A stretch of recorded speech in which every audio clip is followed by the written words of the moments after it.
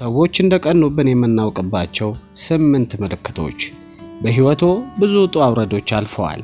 በስተመጨረሻ የሚፈልጉትንና የሚያለሙትን ግብ በመምታት ተሳካለው እንበልና ከዚያ የበለጠ ደስታና ስኬት እንደሌለ ያስባሉ። አይኖን ሁሉ ወደ ቤተሰቡና ወደሚወዷቸው ሰዎች አዙረው ስኬቶን ያከብራሉ። ከሆነ ጊዜ በኋላ ከአንድ ሰው ጋር እያወሩ ሳለ በንግግራቸው መሃል ይሄ እኮ የሚካበድ ነገር የለውም ወይም ብዙ ሰዎች እኮ እስከዛሬ አድርገውታል የሚል ትችት መሰል አስተያየት በጣም ከማይፈታና ፈካ ከማይል ፊት ጋር ያገኛሉ። ይህ ቅናት ነው። ቅናት አስቀያሚ የሰው ልጅ ትልቁ ጠላት ነው። ቅናት ልክ የተመረዘ ፖምን እየበሉ ሌላው ሰው እንዲሞት መጠበቅ ነው ይባላል። ቅናት ሰውነቶን እንደሚያበላሸው ሳያውቁ የሚጋቱት መርዝ ነው። ቅናት ሰዎች በእኛ ላይ በጭካኔ የተሞላ የስግብግብነት ስሜት እንዲያሳድሩ የማድረግ ኃይል ነው። በተለይም እነሱ የሚሹት ነገር እኛ ዘንድ ካለ በእርግጠኝነት እንዲህ አይነት ነገር በራሳችን ወይም በሌሎች ላይ አጋጥሞን መጥፎ ስሜት ተሰምቶን ያውቅ ይሆናል። ቢሆንም ግን የምናደርገው ብቸኛ አማራጭ ስሜታችንን ተቆጣጥረን ማለፍ ሊሆን ይችላል። በዚህም የመጀመሪያው ነገር ሰዎች በቅናት አይን እንደሚያዩን መረዳት ነው። ከዚህ ቀጥሎ የተዘረዘሩት ሰዎች እየቀኑብን እንደሆነ የምናውቅባቸው ግልጽ ምልክቶች ናቸው። አንደኛ፣ የውሸትና አክብሮት የሌለው አድናቆት ይሰጡናል። የመጀመሪያው ሰዎች በእኛ እንደሚቀኑ ማሳያ የሚሆነው የውሸትና አዎንታዊ የሚመስል አስተያየት ሲሰጡን ነው። በአፋቸው ኦ አንተ እኮ በጣም ጥሩ ሰው ነህ ይሉና የሚያደርጉት ነገር ግን ውስጥን የሚያደማ ነገር ይሆናል። እንዲህ አይነት ሰዎች ባለ ሁለት ፊት ናቸው። ስለሆነም ከእንዲህ አይነት አድናቆት መሰል ሰዎች ይጠንቀቁ፣ የተደበቀ አጀንዳ አላቸውና። ሁለተኛ፣ ያሳካናቸውን ነገሮች ያጣጥሉብናል። ስኬቶ ላይ ለመድረስ የእርስዎ መልፋትና ጠንክሮ መስራት ለምቀኞች ቦታ የለውም። ይልቁንም እነሱ ሁልጊዜ የሚተጉት እርስዎን ለማሸማቀቅና ይህ ስኬት እንደማይገባው ማጣጣል ነው። ስለሆነም ሁልጊዜ በተረጋጋ መንፈስ ይሁኑ።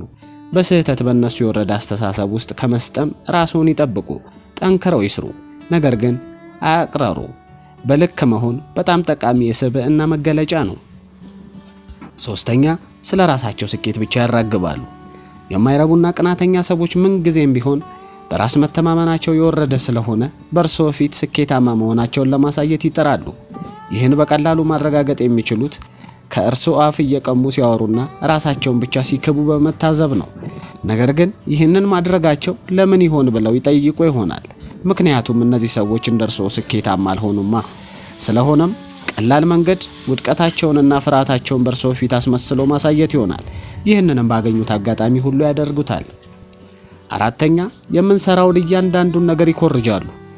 በርሶ ምቀኝነት የሆነ ሰው በመላ ህይወቶ ላይ ባለዎት ነገር ይመቀኛሉ። ምናልባትም እርሶ ያለዎት ነገር በሙሉ እንዲኖሩ ይፈልጋል። ስለሆነም ቀላሉ መንገድ መኮረጅ ወይም ከርሶ መቅዳት ወይም መገልበጥ ነው። የእርሶን እግር እየተከተሉ እርሶ ያደረጉትን የሚያደርግ ሰው የሚረብሽ ድርጊት ቢሆንም እንደ አድናቆት ይውሰዱት። አምስተኛ፣ ተወዳዳሪ ለመሆን ያስመስላሉ።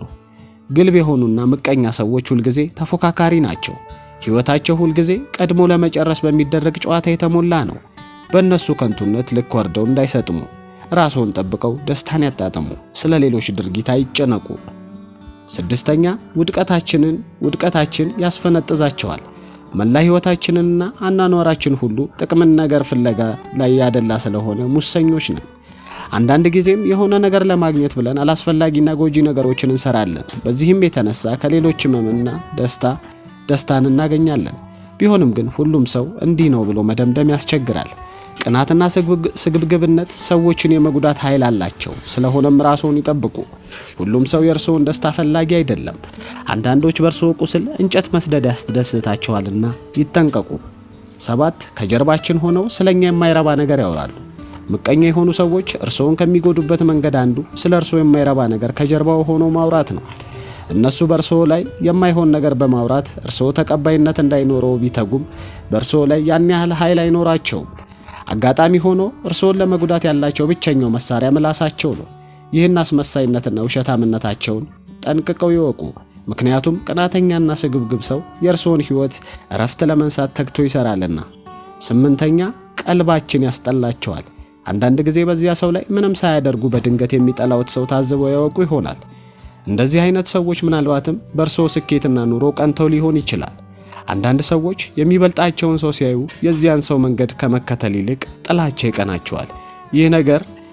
ይህ ነገር ያለ ስለሆነ አይደነቁ። እንዲህ አይነት ሁኔታ ሲገጥመው እነዚህን ሰዎች አይቅረቧቸው፣ ያስወግዷቸው፣ ድርጊታቸውንም ያርቁ። ለዛሬ ያቀረብንላችሁ ይህንን ይመስል ነበር። የተሰማችሁን ነገር በኮሜንት ሴክሽን ላይ አስቀምጡልን። በቸር ቆዩን።